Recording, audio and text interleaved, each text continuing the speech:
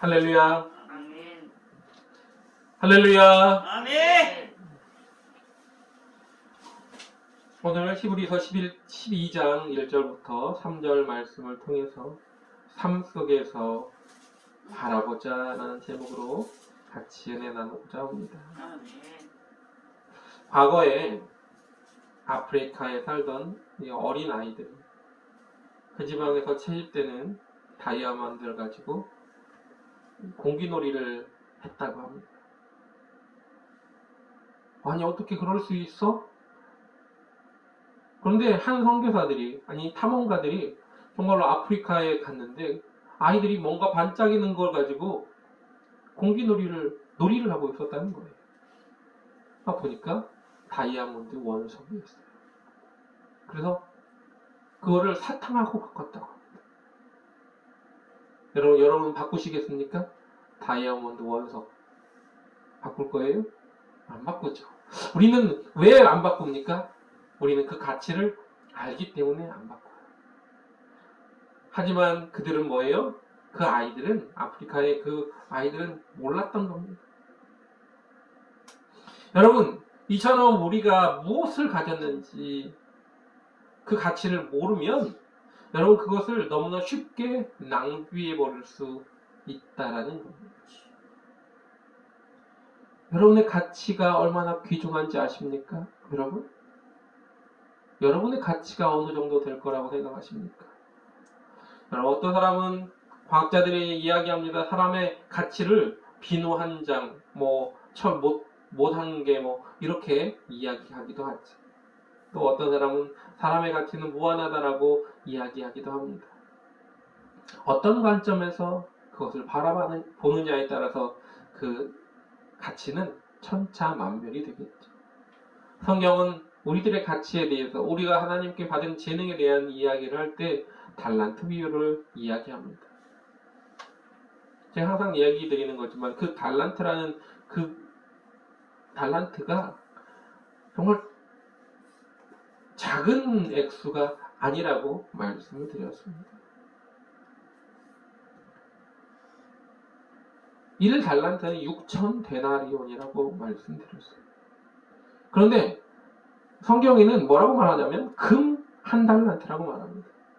여러분, 6천 데나리온은 뭐냐면 1데나리온은 노동자가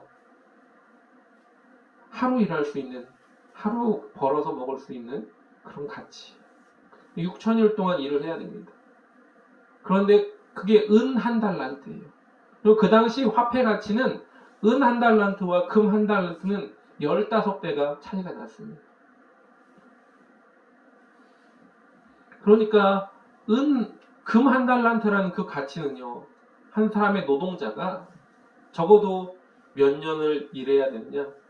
45년 이상을 일을 해야, 90년 동안 일을 해야 얻을 수 있는 가치의 물질인 거예요. 어마어마한 겁니다. 근데 한 달란트 받았다고 불평을 하고 원망을 하고 땅에 묻어두었다는 거죠. 얼마나 어리석습니까? 가치를 모르는 자의 모습인 겁니다. 우리가 가지고 있는 가장 낮은 등급의 가치도 그 정도가 될 수 있다는 겁니다. 그러면 왜 그 가치를 우리가 모르고 있느냐? 왜 모릅니까?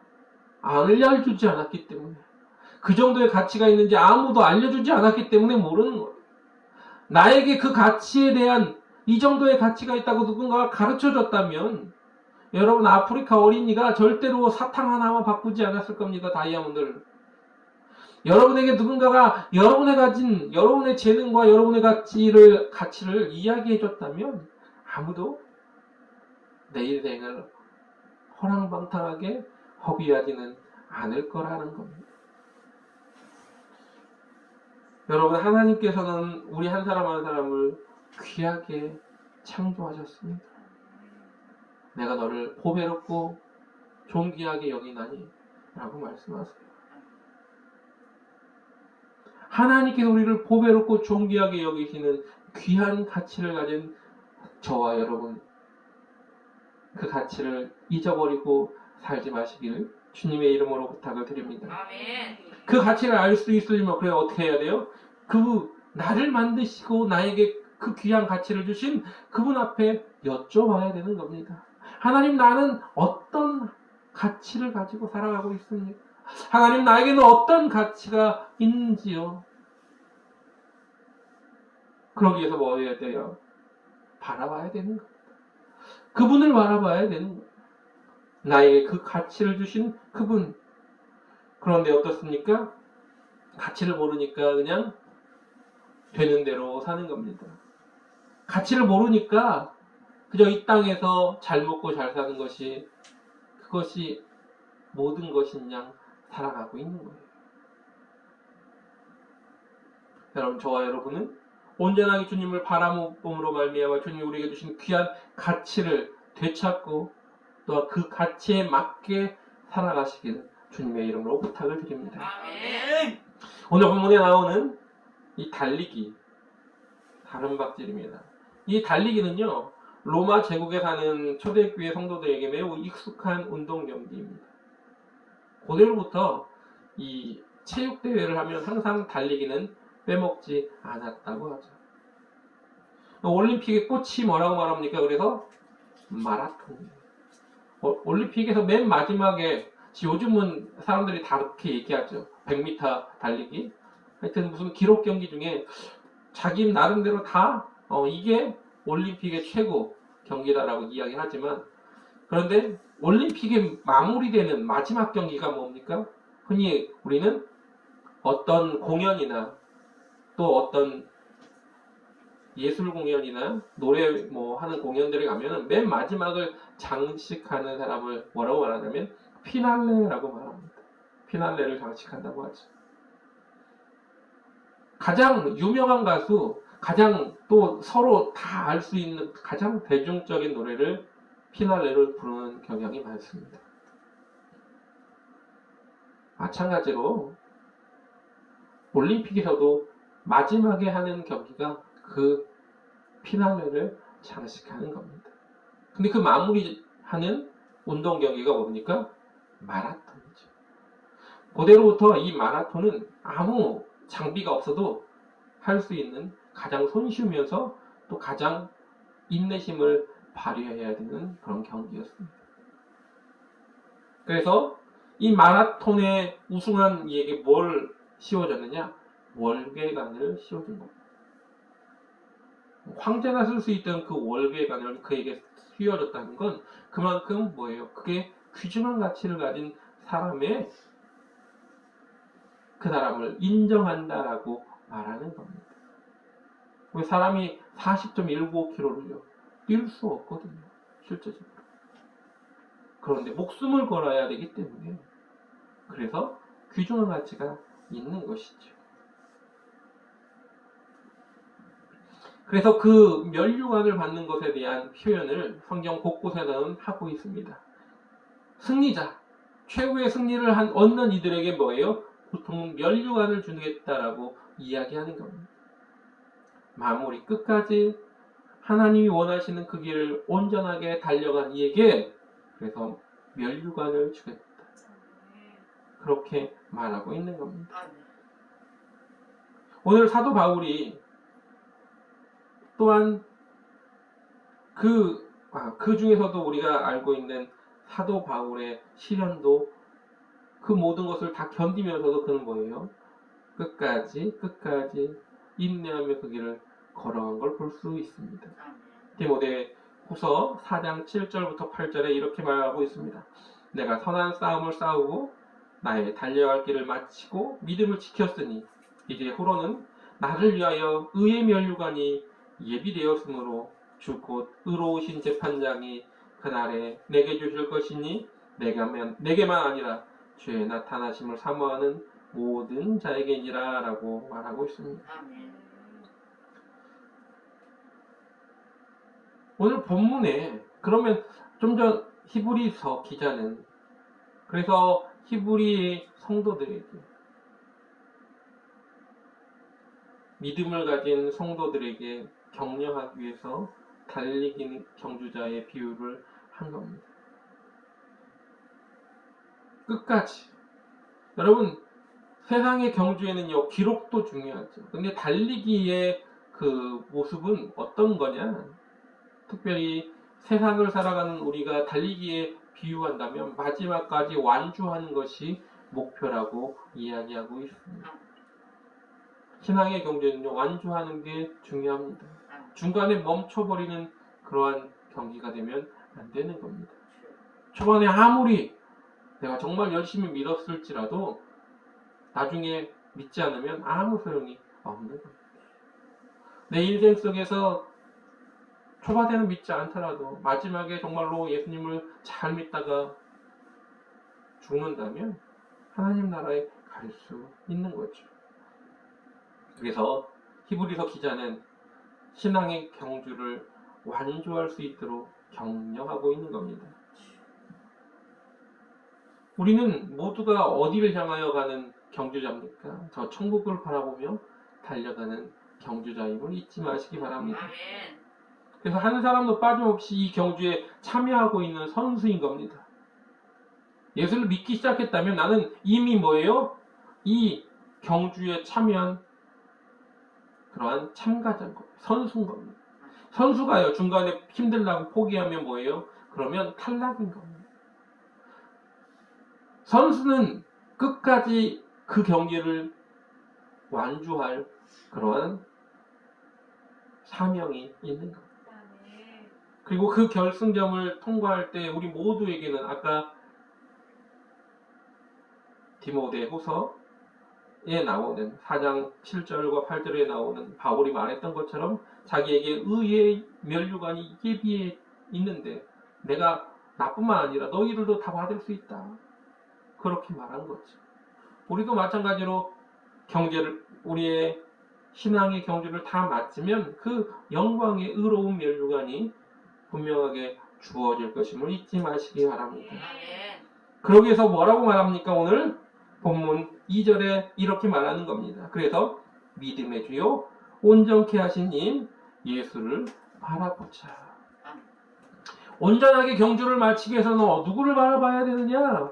바로 예수를, 주님을 바라봐야 된다고 이야기하는 겁니다. 지난주에 우리가 그래서 어떠한 고난과 역경 속에서 주님을 바라봄에 대한 이야기를 했습니다. 오늘 시간에는 그 주님을 바라보는데 우리의 신앙의 경주를 살아가는 것이 우리가 살아가는 삶이지 않습니까? 우리의 삶 속에서 주님을 바라봐야 되는 것에 대해서 이야기를 하고자 합니다. 현실이라고 하죠, 이걸. 우리는 현실. 여러분, 꿈이 아닌 겁니다. 지금 현재는 현실인 거예요. 지금 매 순간 이게 현실인 거예요. 꿈이 절대 아니고 또 다시 되돌릴 수 있는 것도 아니라는 겁니다. 아, 내가 지금 실수했으니까 다시 되돌릴까? 이러지 못한다는 겁니다. 한번 엎질러진 물은 다시 담을 수 없다라고 우리가 이야기하죠. 마찬가지로 지나간 시간은 다시 되돌릴 수 없습니다. 그래서 우리가 매 순간순간 어떠한 삶을 살아가야 될 것입니다. 주님을 바라보는 그 삶을 살아가시길 주님의 이름으로 부탁을 드립니다. 그런데 너무 이걸 어렵게 생각해서 주님을 바라보는 삶은 어떤 거창한 삶? 마치 리빙스턴이나 허드슨 테일러나 위대한 그런 선교사들처럼 목숨을 내걸어야 되나? 언더우드처럼 그래야 되나? 누군가를 위해서 목숨을 걸어야 되나? 항상 이렇게만 생각하시는 분들이 계십니다. 여러분, 그건 그들에게 하나님 주신 사명이어서 그런 거예요. 순교할 수 있는 것도 하나님이 어떻게 특정한 이에게 주시는 사명이지 모두에게 그렇게 요구하는 건 아니다라는 겁니다. 우리 주님이 우리에게 요구하시는 건 가장 작은 것부터의 실천임을 잊지 마시기 바랍니다. 먼저 우리가 해야 될 일은 뭐냐? 그래서 저는 이렇게 말하고 싶습니다. 생활 속에서 주님을 바라보는 것의 가장 첫 번째는 내가 시작하는 모든 시작부터 내가 마무리하는 마무리까지 주님을 바라봐야 된다라고 말씀드리고 싶습니다. 우리가 흔히 이렇게 말합니다. 자고 일어나면 가장 먼저 뭐 먼저 하라고? 기도하자. 하나님, 작게라도 하나님 오늘 하루를 하나님께서 인도해 주세요. 잘 때 마무리로 뭐라고요? 하나님 오늘 하루도 잘 무사히 마치게 하심을 감사드립니다. 하나님 평안한 잠자리 허락하시고 또 하나님 내일도 주님께서 나를 인도해 달라고 그렇게 기도하면 된다라고 이야기합니다. 우리가 주님을 바라보는 모습은 처음도 그리고 나중도 마무리도 그렇게 해야 된다라고 말씀드리는 겁니다. 시편 5편 3절에 이런 말씀이 있습니다. 여호와여 아침에 주께서 나의 소리를 들으시리니 아침에 주께 기도하고 바라리이다. 또 143편 8절에도 이렇게 말합니다. 아침에 나로 주의 인자한 말씀을 듣게 하소서. 내가 주를 의뢰함이니이다.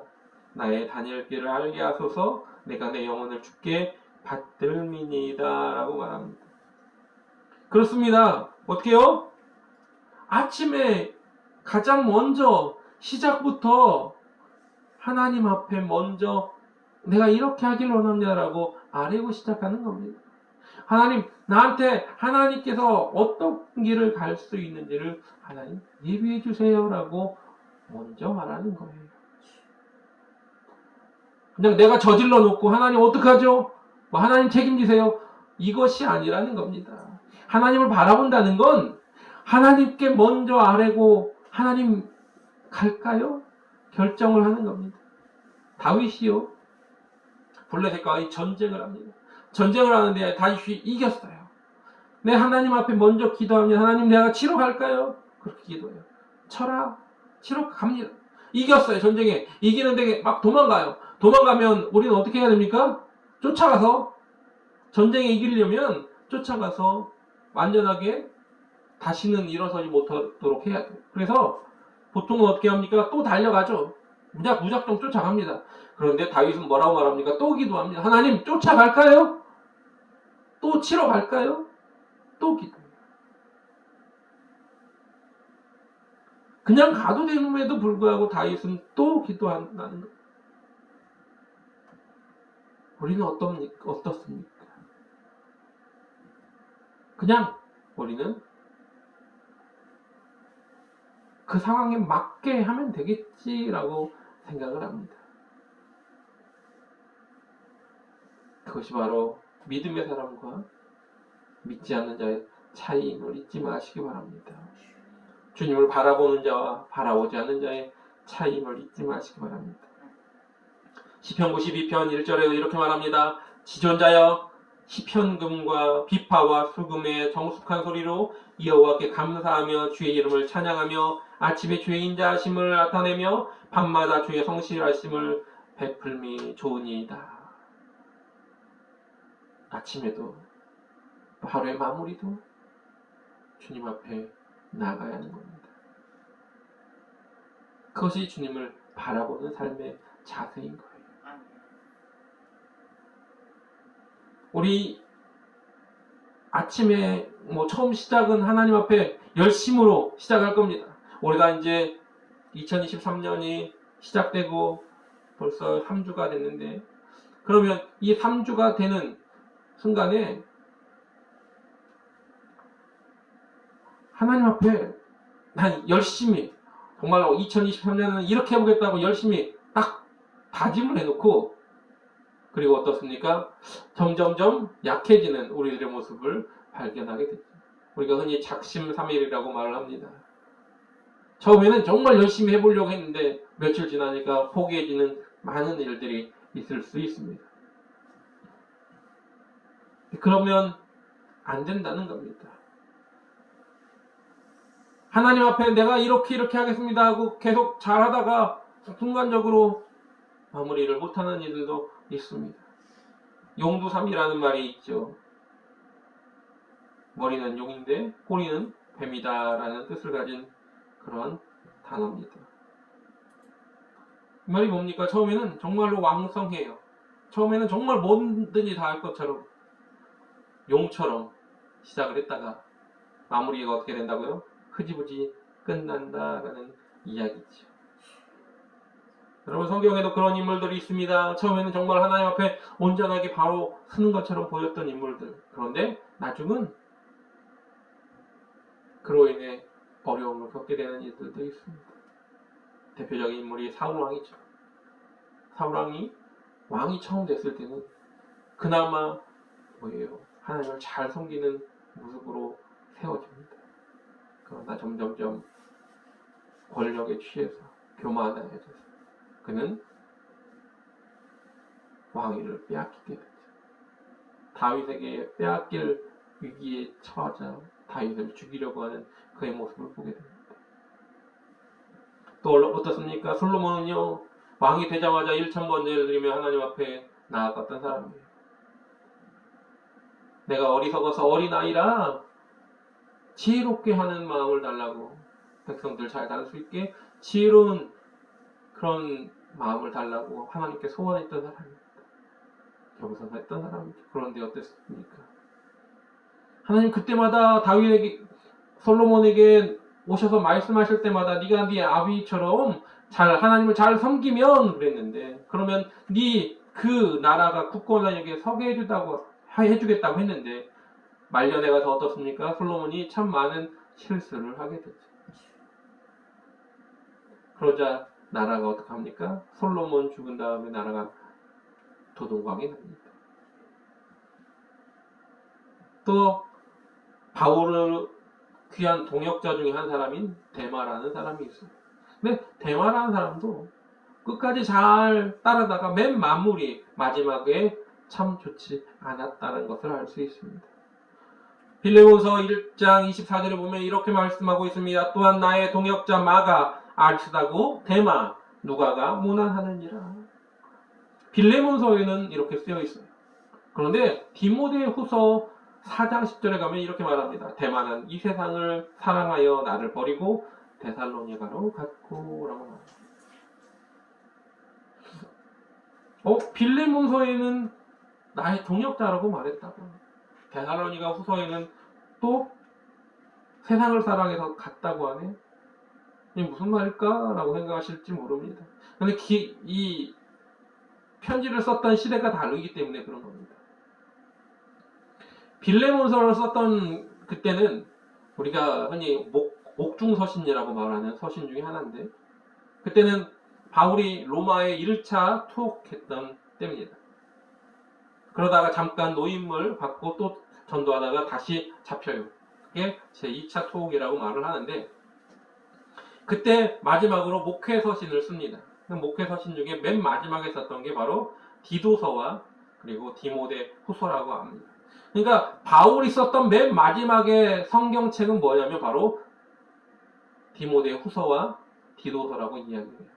디모데 후서 4장 10절이면 거의 바울의 삶의 마지막입니다. 아까도 디모데 후서 4장 8절, 7절, 8절에 보면 내게 의의 멸류관을 받을 수 있어 라고 이렇게 말하는 건 자기 삶이 이제 얼마 남지 않음을 바울이 직감했던 거죠. 오늘 본문에도 그렇게 말을 하고 있는 것입니다. 그런데 마무리가 대만은 좋지 않았음을 알 수 있습니다. 여러분, 처음에는 하나님을 잘 믿었던 것처럼 보이지만 많은 이들이 끝까지 믿지 못하는 이들도 있다라는 것이죠. 처음엔 하나님이 기뻐하는 일처럼 매일 하나님을 잘 바라보다가 마무리는 그러지 못하는 이들도 있다라는 걸 볼 수 있습니다. 우리는요, 끝까지 인내하며 주님을 섬기며 나가야 될 줄 믿습니다. 계시록 2장 19절에 이렇게 말합니다. 내가 내 사업과 사랑과 믿음과 섬김과 인내를 하노니 내 나중행위가 처음보다 많도다. 이런 소리를 들어야죠. 내 나중이 처음보다 나아.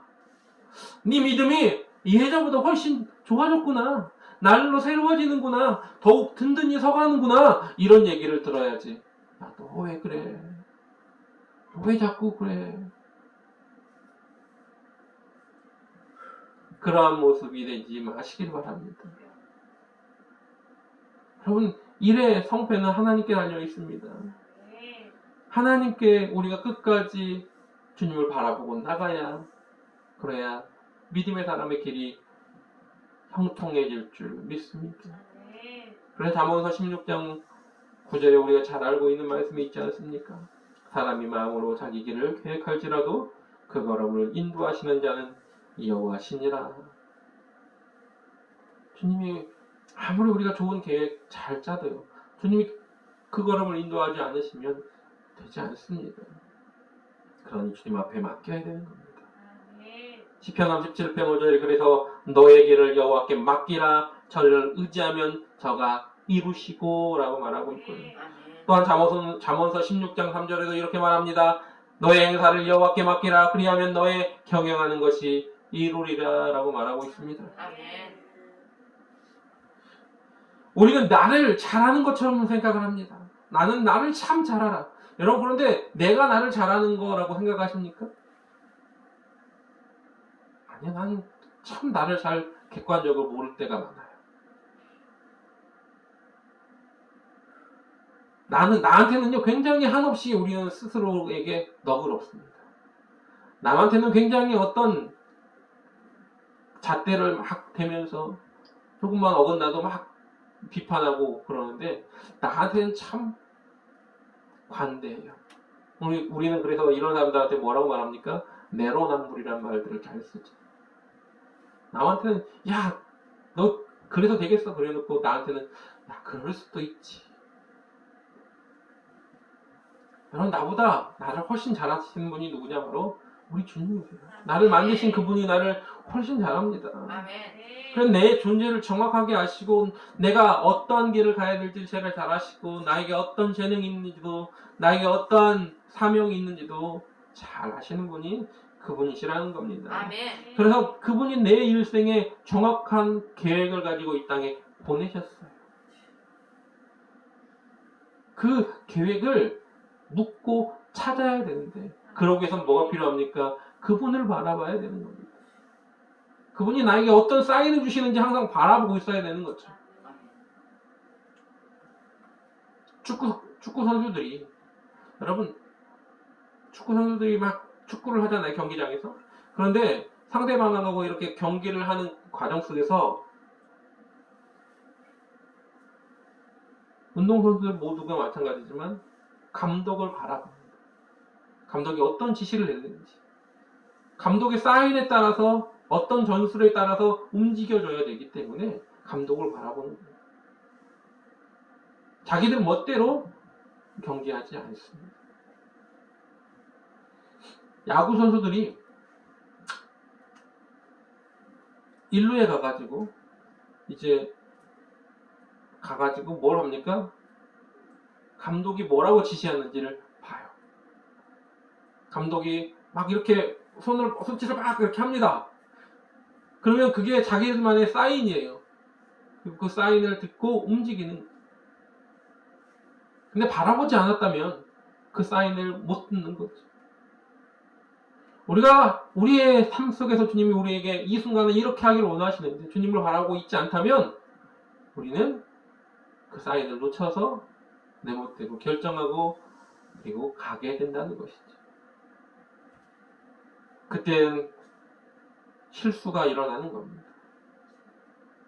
하나님이 가만히 있으라고 명하시는데도 나 스스로 달려나가고 있지는 않습니다. 그래서 하나님 앞에 날마다 그 뜻을 묻고 걸어가야 될 줄 믿습니다. 그것이 바로 시작과 마무리를 하나님 앞에 올려드리는 겁니다. 그래서 기도해야 되는 것이죠. 하나님의 뜻을 알기 위해서 기도하라고 말하는 겁니다. 여러분, 기도가 주여 내 소원을 들어주세요. 하나님, 나 이런 소원이 있습니다. 하나님, 나 이런 걸 부탁드립니다라고 하는 것이 기도가 아니라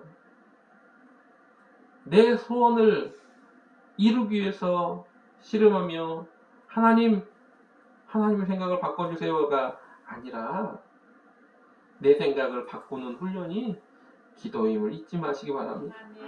주님의 뜻이 무엇인지 알고 그 뜻에 따라서 내 생각을 바꿔야 되는 겁니다. 아멘.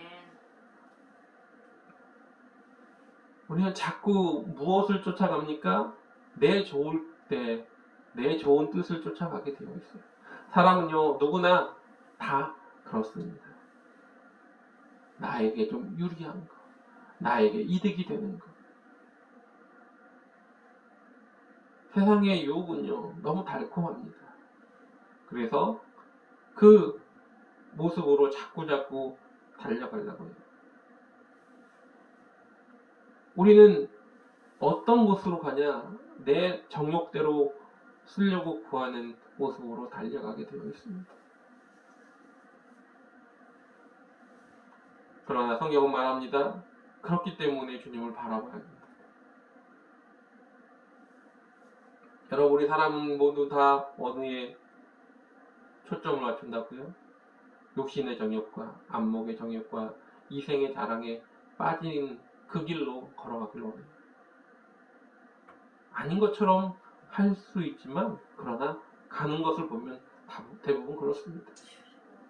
예수님은 뭐라고 말씀하셨냐면 그 말씀을 이방인들이 구하는 먹을 것, 입을 것, 염려, 근심 다 그 모든 것들이 다 뭐라고요? 이방인들이 구하는 것이다. 우리가 똑같이 그러고 있다는 겁니다. 교회를 10년, 20년 다녀서의 문제가 아닙니다. 직분이 목사여서, 장로여서, 권사여서 그래서가 아닙니다.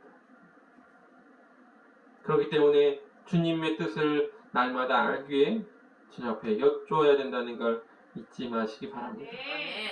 그리고 때때로 우리가 기도한 것들이 응답되지 않았다고 자꾸 하나님 앞에 원망과 불평을 쏟아내죠. 그런데 그게 뭐예요? 잘못 구한 것이기 때문에 그렇다는 겁니다. 그래서 야고보서 4장 3절에 뭐라고 말합니까? 구하여도 받지 못함은 정욕으로 쓰려고 잘못 구함이니라라고 말하고 있습니다. 오늘 우리는 생활 속에서 누구를 바라보고 있습니까? 하루의 첫 시작과 마무리를 누구를 향하여 보고 있습니까? 저와 여러분이 오로지 주님을 바라보는 자 되시길 주님의 이름으로 부탁을 드립니다. 그래서 오늘 우리의 삶 속에서 하루하루 살아가는데 처음과 시작 그 모든 것이 주님 앞에 맡기는 저와 여러분 되시길 주님의 이름으로 간절하게 부탁을 드립니다. 찬양하겠습니다.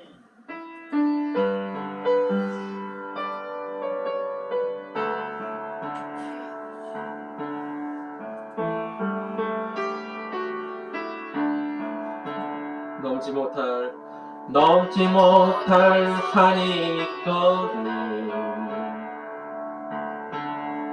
주님께 맡기세요. 넘지 못할 파도 있거든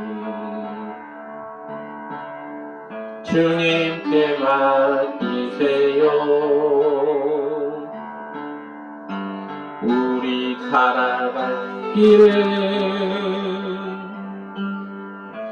멀고도 험하여 허덕이며 가야 하는 우리 인생인데 이럴 때 우린 누굴 의지하나요? 주님밖에 없어요. 나는 그 길 갈 수 없지만 주님이 되신가요? 이럴 땐 우린 누굴 의지하나요? 주님밖에 없어요. 나는 그 길 갈 수 없지만 주님이 되신가요? 이 시간 함께 기도할 때 주님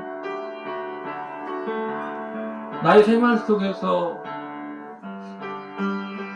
먼저 하나님 앞에 맡기고 살아가고 있습니까? 아니면 내가 먼저 결정하고 그리고 그 일이 잘 되지 않으면 원망과 불평으로 살아갑니까? 먼저 하나님 앞에, 또한 마무리도 하나님 앞에, 내 생활 속에서 항상 하나님을 먼저 생각하는 주의 자녀가 되기를 원합니다.